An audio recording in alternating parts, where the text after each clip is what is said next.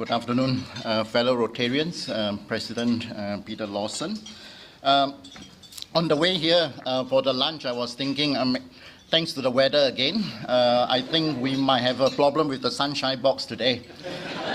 But it turns out that the weather has assisted us. Trust me, the next time I will check when I'm being volunteered or volunteer myself for the sunshine session or the sergeant session, I will make sure it's a rainy day, right? So that we are all packed inside here. So last week, Hwee was making funs about Australia, or the way I would see it. But this day, I thought we should be thinking about New Zealand's and Wellington's place in the world. So if you can't answer any question, just put a few coins inside there. If you answer all the questions correct, you have to put the coins inside there as well. If you actually know nothing about Wellington and New Zealand, then good luck. You have to put whatever that's left up in your pocket into the sunshine box at the end of the day. All right. Now, so let's go for it. What is New Zealand's rank in Institute for Economics and Peace, Global Peace Index? So are we the most peaceful or the top 5 most peaceful? So which one would it be? And 2. If it's 2, who would be number 1? Switzerland. Any other guess? Yeah, Iceland. Okay. So number 2. We are number 2, right? Not number 1. Where else could it be? Is this an improvement from last year? What do you think? Are we better off, more peaceful, given Northern Trump's Brexit and everything? So we should be. Yes, we are. Right, we were ranked number 4 in 2016 behind Iceland, Denmark, and Australia, but somehow the index is so biased towards Iceland. Iceland is always number 1 for the last 7 years. I haven't worked out exactly why, but I suspect that's true. That's the whole idea. Is peaceful. We don't even have to discuss about the sea and who owns the ocean and so on, right? What is New Zealand's rank in the World Digital Competitiveness 2017? 2, 6, 10, 14, 18. 6, okay. Anyone above for 18 and 14? 14? All right, okay. Any other guess who thinks that is actually none of this above? Well, if it's none of the above, then I must be drunk when I actually listed these things down. We are actually 14. Is this an improvement from 2016? We want to hope so, but no. We were 10 in 2016, so maybe we are not. I got this feeling that it's not about us, it's about other people being more digital. I think we are digital enough with this kind of functions anyway. What is New Zealand's rank in the global innovation? Are we more innovative or less innovative? 1, 11, 21, 31, 41. You seem to be uncertain, which means that you are going after a big number here. Don't worry, it's not out of this range. Any guess? 21. Okay, whoever actually got it right will have to put a few coins in a sunshine box because you must be guessing. It's 21, yeah. So it's in red, right? Every time you see a red there, actually that's the solution. Is this an improvement from last year? No. Again. Right? We are not more innovative, and that's why government keeps putting money onto innovation. Maybe that's the reason why, which is not a bad thing. Now, what is New Zealand's rank in the World Bank's logistic performance? We are far from the rest of the world, but look at this ranking. We are not. We are the worst. Worst could be is 37. Could you think that we are actually 37, or actually 21, or actually better at 17? Do you think we are better?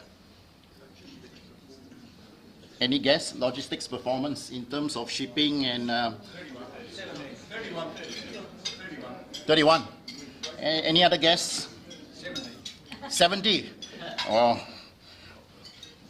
that's a bit harsh. Right, 37. Actually, that's not too bad. I was thinking that it was 72 before I read the report. We are actually 37, but guess what? Is this an improvement from 2014? Do you think we have improved? No. Somehow we must have mucked around the 2014 ranking, because if you tell me we are ranked 23, I can't believe it too, right? It can't be that we are ranked number 23. Let's be a bit more positive about things here.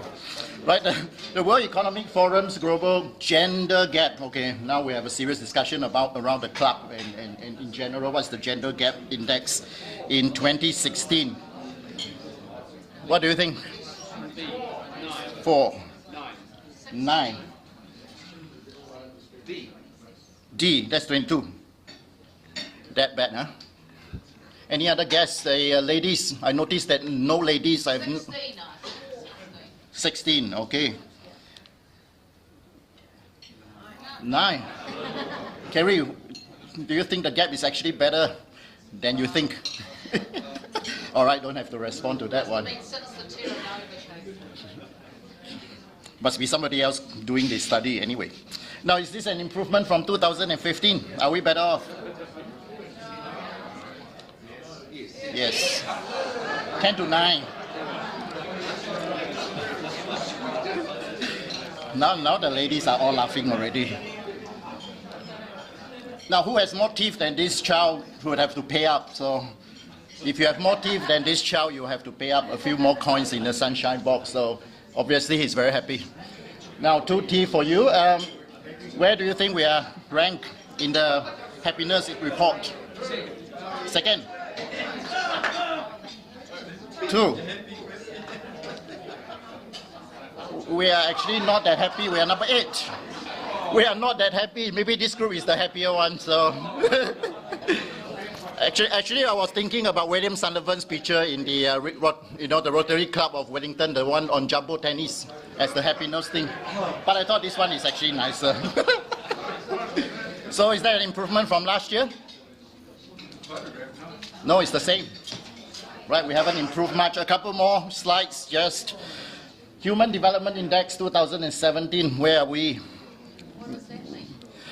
Pretty much whether how advanced we are, education, skill sets, and all these things. Are we?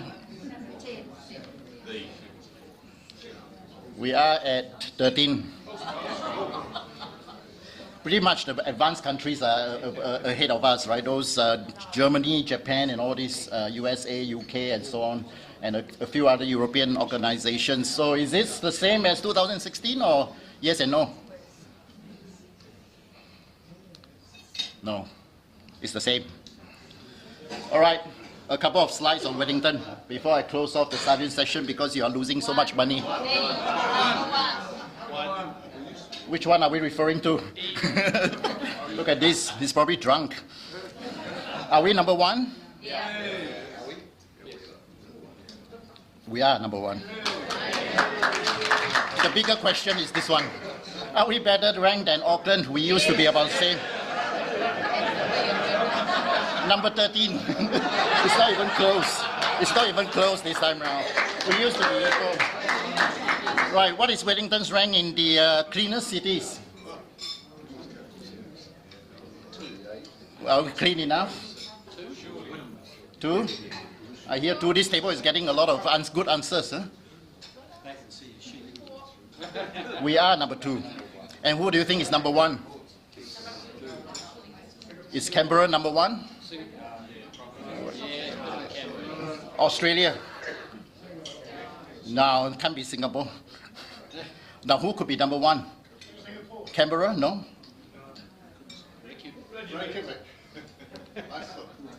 Canberra is 3. Stockholm is 1. Now, last but not least, you are running out of money. So, what is Wellington's rank in the cost of living survey? Where are we? We are not doing so well, okay? So, 24, 20? We could be higher than that, right? I mean, 16, 12. If we are 8, then we are one of the most costliest in the world. 20. Any other guess? The president has put 20. That's from the economists. Where are we? 16. Are we cheaper than Auckland? We are cheaper than Auckland. No. Both cities are ranked the same. Bad news. Wellington climbed 26 places while Auckland climbed 23 places in the last year. And now we are about equal ranked with Shanghai and just behind Sydney and Melbourne in terms of how expensive we are. Now, thank you everyone. Just clear your coins and all the best. Hello, everybody. Thank you very much for the opportunity to come and introduce myself. When Olivia told me that I had to do this, I had to put a little bit of time aside to think what would be sufficiently non-boring about myself to entertain you with, but equally what would be sufficiently non-self-indulgent and non-trite. You asked for it, so we'll just go with it. I haven't timed this speech, nor have I rehearsed it, so we're just kind of going to see where it goes, and hopefully someone's got a bell. If I go on too long, you will? Lovely. So what would you like to know about me? I don't know. Education, educated at Victoria University, did law and psychology, quite liked law, didn't really like psychology, found a job at the Commerce Commission. That's pretty much background. Then, in terms of what I thought I'd actually talk about substantively is sort of three things. What I do for a living, what I do for fun, and then thirdly, what I hopefully can do to make this club slightly better, or a better place for future members. Add value, I think that's the way to say it. So first of all, what do I do for a job? Well, when I'm asked about what I do for a job, I usually say I investigate naughty businesses. It's not entirely untrue, but generally what I do in the Commerce Commission and in the Office of Fair Trading in the Commerce Commission is investigate allegations that a particular company, or sometimes individual, has breached the Fair Trading Act.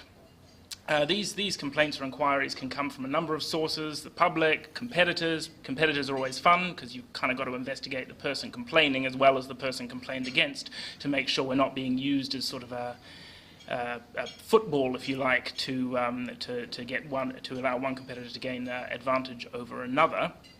But once we've established that perhaps there is something to this complaint, there is merit to it, we will go out and knock on some doors and possibly purchase some products if we need to. I thought by way of example I'd give you a widget story. We all like widgets because no one really knows what they mean. If somebody is selling a purple widget but says that it's perhaps, let's say, violet, and we all know that purple and violet are completely different colours. I also used to work in fashion, so this might be a slightly arbitrary example.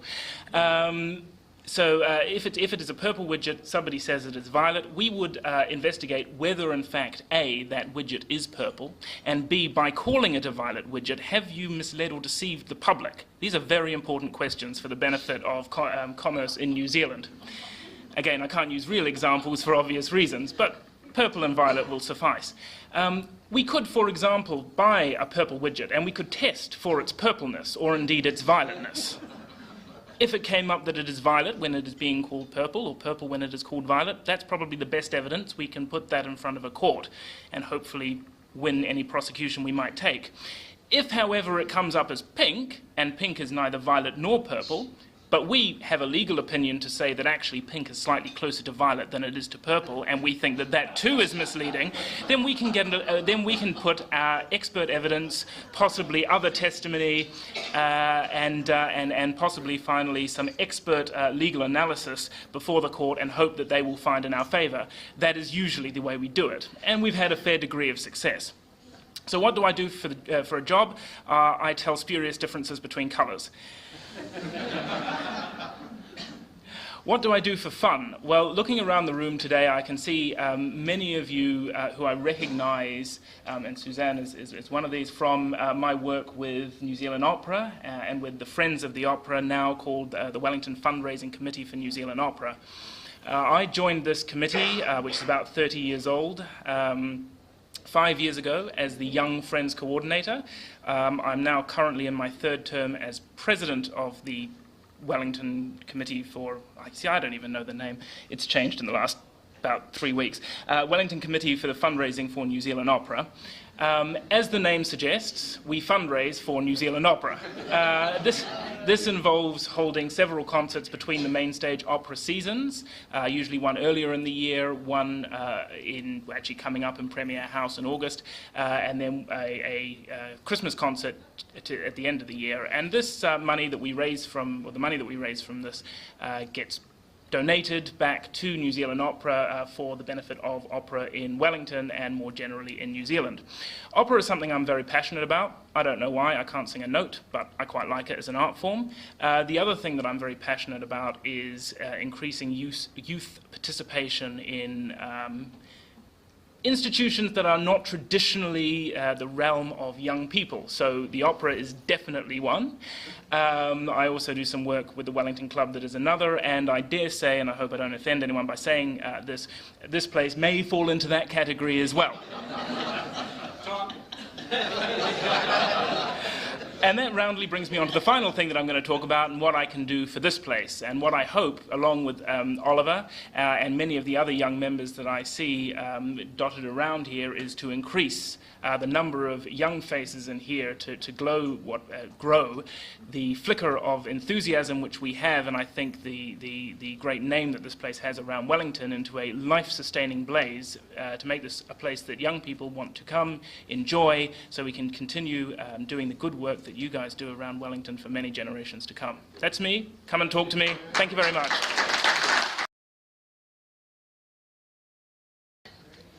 Okay, so the next little slot in our agenda is to make an award, and it's with great pleasure that we can make this award. It's the equivalent of a corporate Paul Harris Fellowship.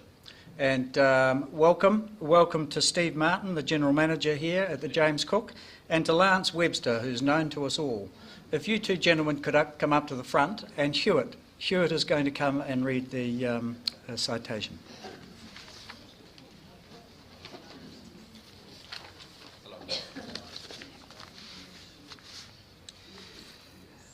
The Rotary Foundation is the philanthropic outreach of Rotarians across the world. Recognition as a Paul Harris Fellow is the Rotary Foundation's way of expressing the appreciation of all Rotarians to a person who's making a substantial contribution to the same humanitarian endeavours. The Certificate of Appreciation that Peter just referred to represents the rarely awarded corporate equivalent of the fellowship when awarded to an organisation and its staff. The James Cook Hotel Grand Chancellor has established a preeminent reputation since 1972, when it became the city's first five-star hotel in over 40 years. From the start, it's been an outstanding corporate citizen, committed to the ongoing development of this city as a vibrant place to visit and in which to live and work. It supports and contributes to our community in numerous ways.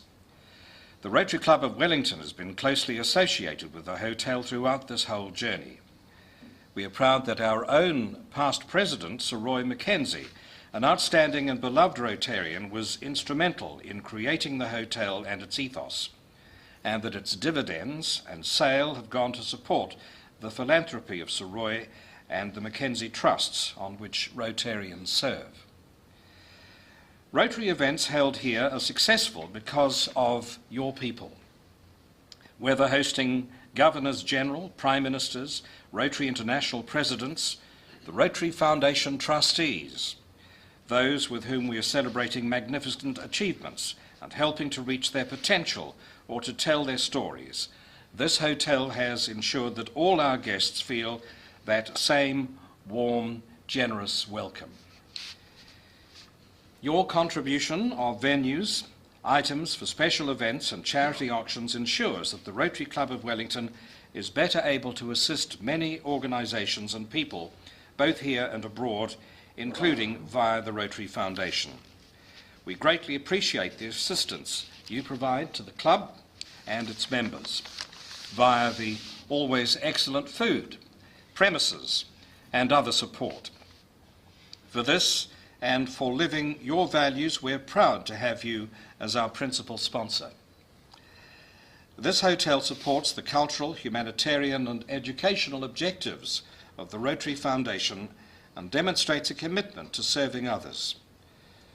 The Rotary Club of Wellington is pleased to award this Rotary Foundation Certificate of Appreciation to the James Cook Hotel Grand Chancellor.